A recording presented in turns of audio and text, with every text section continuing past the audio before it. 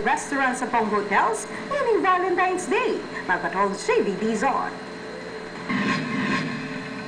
You say it best with flowers. Una nga kumpleto yung perfect Valentine, nung walang romantic date at masanting ang ambiance. Anya naman may aliwading pakuluda ng pipanganan, kalupaning meto nga Japanese restaurant King Ciudad Angeles.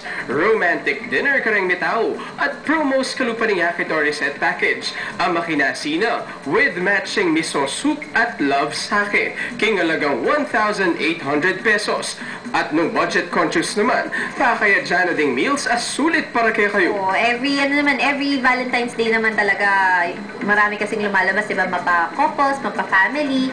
So, lahat yan expected namin tomorrow. Agpangking vice-presidente ng Asosasyon Daring Restaurants King Ciudad Angeles, asahan na kanu, ing dagsada rin mag-celebrate King Valentine's Day. Yes.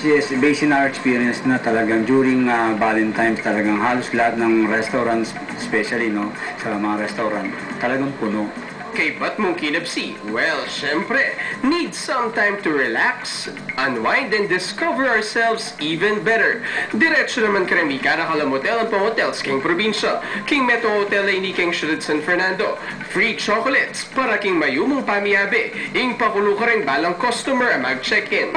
Before the event kasi, before the season actually, nasi-survey kami sa lahat ng mga guests natin, actually pati sa Manila, kung ano yung mga free gifts na gusto nilang ma-receive during the Valentine's Day. So that's how we came up with the chocolate kasi chocolate yung #1 na pinakamaraming votes na gusto nilang ma-receive. Private escape talaga na gusto nilang